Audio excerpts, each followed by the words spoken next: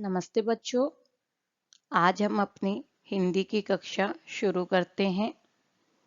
आज हम अपनी कक्षा में पाठ 3 नादान दोस्त पढ़ेंगे। नादान दोस्त, नादान का अर्थ क्या है? जिसे समझ ना हो। जैसे छोटे बच्चे होते हैं जिनको समझ नहीं होती है कि क्या गलत है क्या सही है, तो नादान का अर्थ है जो मैच्योर नहीं है। केशव के घर कार्निस के ऊपर एक चिड़िया ने अंडे दिए थे। केशव और उसकी बहन श्यामा दोनों बड़े ध्यान से चिड़िया को वहां आते जाते देखा करते थे। सवेरे दोनों आंखें मलते कार्निस के सामने पहुंच जाते और चिड़ा और चिड़िया दोनों को वहां बैठा पाते। केशव एक लड़के का नाम है जिसकी घर के कार्निस कार्निस यानी कि छज्जा के ऊपर एक चिड़िया ने अंडे दिए थे। केशव और उसकी बहन का नाम था श्यामा। दोनों उस चिड़िया को वहां आते जाते बहुत ध्यान से देखते थे। सवेरे यानी कि मॉर्निंग में दोनों उठते और आंखों को मलते हुए उस छज्जे के उस कार्निस के सामने पहुंच जाते। चिड़ा चिड़िया दोनों वहां बैठे पाते। उनको देखने में दोनों बच्चों को न मालूम क्या मजा मिलता। दूध और जलेबी की सुध भी न रहती थी। दोनों के दिल में तरह तरह के सवाल उठते। अंडे कितने बड़े होंगे, किस रंग के होंगे, कितने होंगे, क्या खाते होंगे, उनमें से बच्चे किस तरह निकल आएंगे, बच्चों के पर कैसे निकलेंगे, घोंसला कैसा है। लेकिन इन बातों का जवाब देने वाला कोई नहीं। न अम्मा को घर के काम धंधों से फुर्सत थी, न बाबूजी को पढ़ने लिखने से। दोनों बच्चे आपस ही में सवाल जवाब करके अपने दिल को तसल्ली दे लिया करते थे। अभी क्या होता था, बच्चे क्या दोनों उनको देखने जाते और उनको इतना अच्छा लगता कि वो अपना खाना पीना भी भूल जाते थे। दोनों के दिल में मन में तरह तरह के सवाल उठते कि अंडे कितने बड़े होंगे, बच्चे कैसे निकलेंगे, जब बच्चे निकलेंगे तो उनके पर यानी कि पंख कैसे निकलेंगे, वो कैसे उड़ेंगे, क्या खाएंगे, घोंसला कैसा होगा। पता नहीं क्या क्या सवाल उनके मन में आते थे। लेकिन उनके सवाल का जवाब देने वाला कोई नहीं था। क्यों? क्योंकि मम्मी जो थी उनकी, उनको तो घर के काम इतने थे कि उनको फुर्सत ही नहीं थी।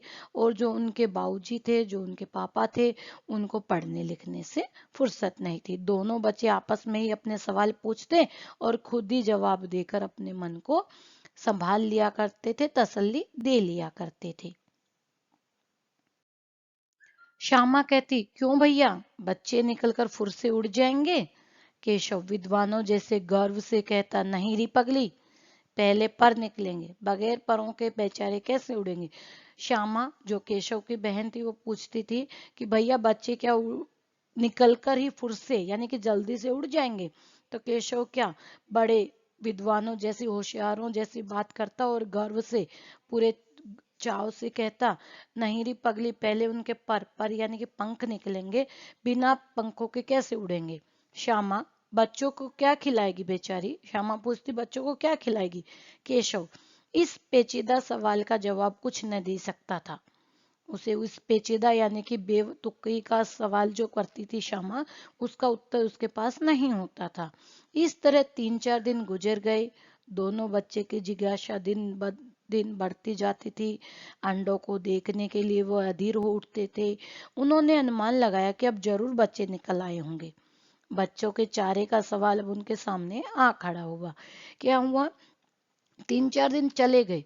दोनों बच्चों की जिज्ञासा जिज्ञासा यानी कि कुछ जानने की इच्छा दिन ब दिन, जैसे जैसे दिन बीतते रहे, उनकी जिज्ञासा बढ़ती रही, जानने की इच्छा बढ़ती रही और वे अधीर हो उठते थे। अधीर यानी कि उनको ज्यादा ही इच्छुक हो जाते थे कि कैसे तो हमें पता चले।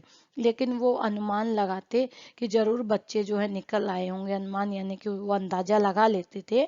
बच्चों के चारे का सवाल, अभी उनके मन में क्या सवाल उठता था? पहले तो सवाल था कि पंख कैसे निकलेंगे, बच्चे कितने बड़े होंगे, क्या निकलते ही उड़ जाएंगे। अभी क्या सवाल उनके मन में आ रहा था? अभी आ रहा था चारे चारे यानी उनके खाने का सवाल उनके मन में आ रहा था। चिड़िया बेचारी इतना दाना कहाँ पाएगी कि सारे बच्चों का पेट भरे। अभी वो सोचने लग गए कि चिड़िया इतना दाना, इतना खाना कहाँ से लाएगी कि सब बच्चों का पेट एक साथ भर जाए।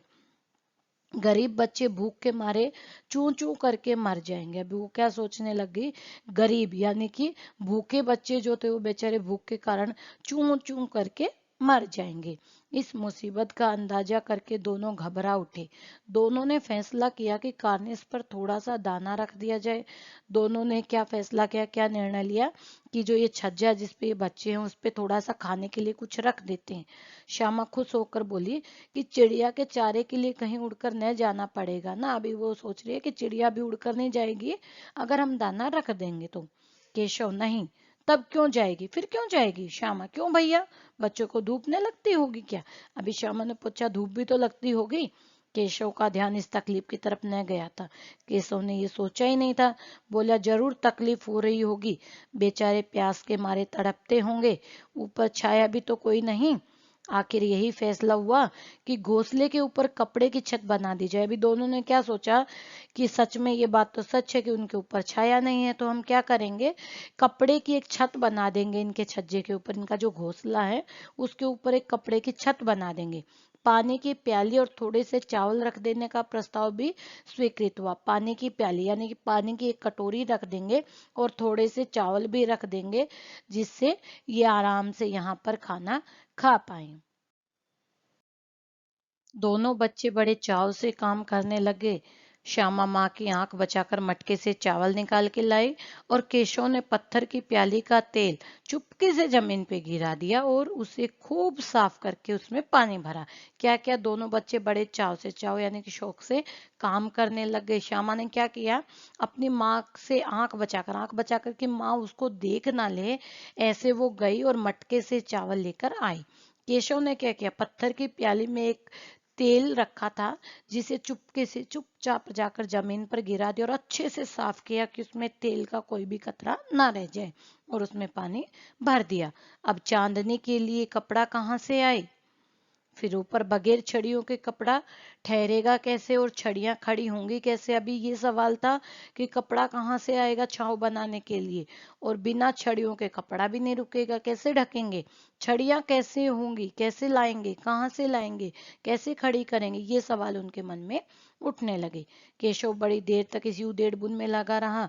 केशव जो था इसी सोच में लगा रहा कि कैसे क्या करूं। आखिरकार उसने यह मुश्किल भी हल कर दी। आखिरकार उसको समझ आ गया कि क्या करना है।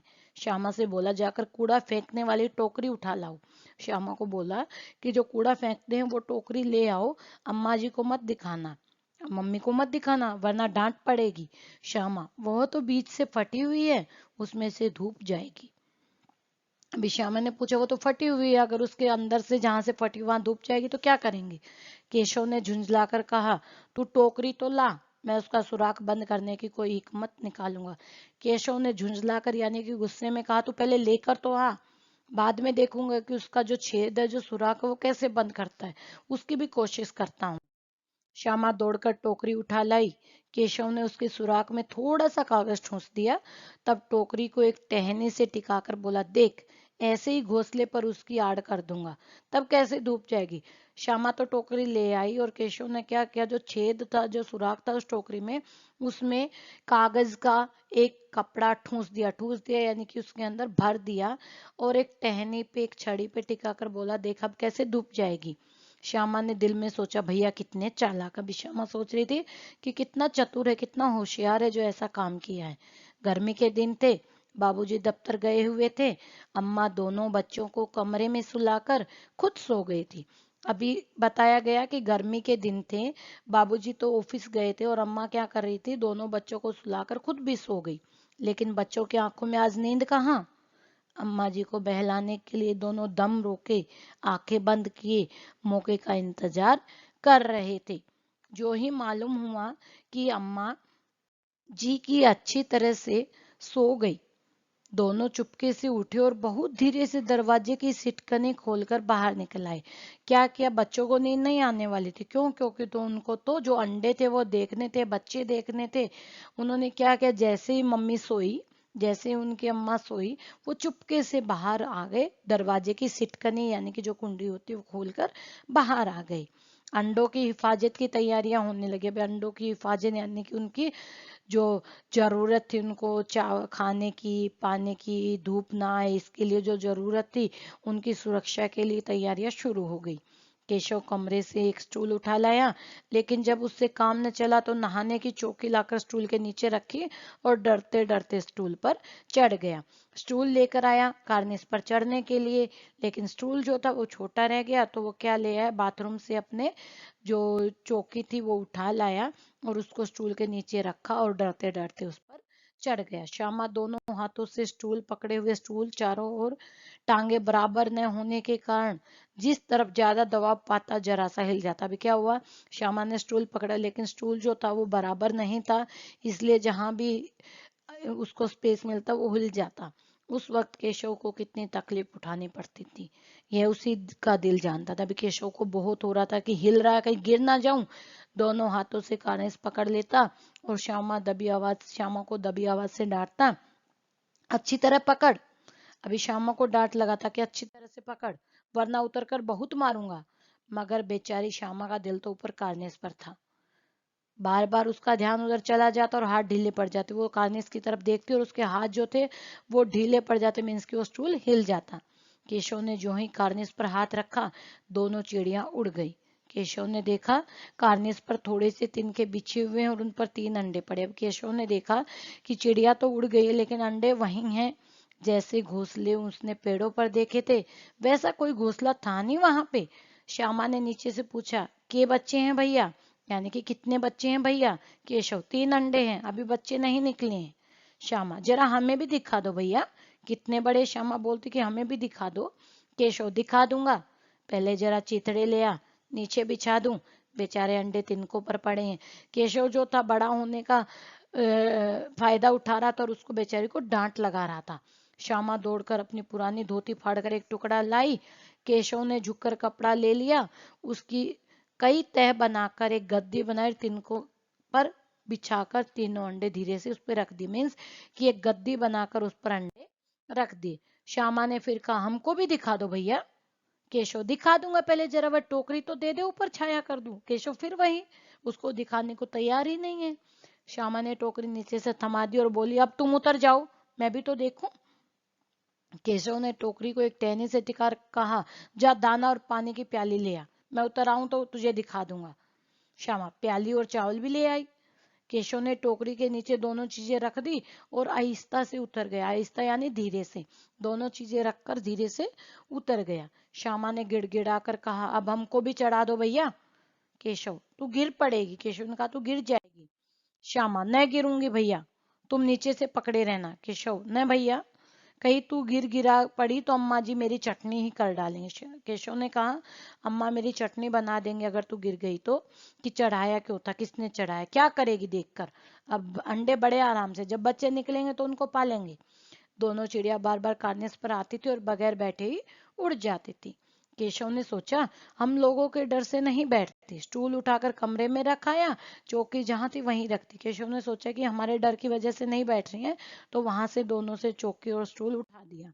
श्यामा ने आंखों से आंसू भरकर कहा, तुमने मुझे नहीं दिखाया, मैं अम्मा जी को कह दूंगी। केशव, अम्मा जी से कहेगी तो बहुत मारूंगा, कह देता हूँ।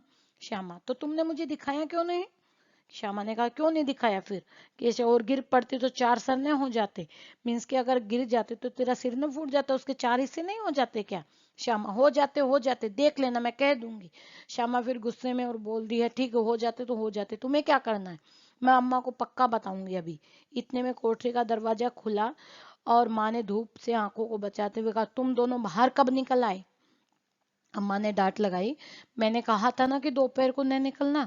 किसने किवाड़ खोला, अम्मा पूछी। किसने दरवाजा खोला, किवाड़ यानी कि दरवाजा। किवाड़ केशव ने खोला था, लेकिन श्यामा ने माँ से यह बात नहीं बताई। इसी डर लगा कि भैया पिट जाएंगे। केशव दिल से कांप रहा था कि श्यामा कहने दे। अंडे न दिखाए, इसने अब उसको श्यामा पर विश्वास न था। श्यामा सिर्फ मोहब्बत के मारे चुप थी या कसूर में हिस्सेदार होने की वजह से, इसका फैसला नहीं किया जा सकता। श्यामा पता नहीं क्यों चुप थी, कुछ समझ नहीं आ रहा था। कसूर में यानी कि जो उन्होंने काम किया था उसमें हिस्सेदार थी इसके लिए, या प्यार में। माँ ने दोनों को डांट पटक कर कमरे में बंद कर दिया। पर आप धीरे धीरे उन्हें पंख झलने लगी और खुद उनको पंखे से हवा करने लगी। अभी सिर्फ 2 ही बजे थे, बाहर तेज लू चल रही थी। अब दोनों बच्चों को नींद आ गई थी, दोनों सो गए।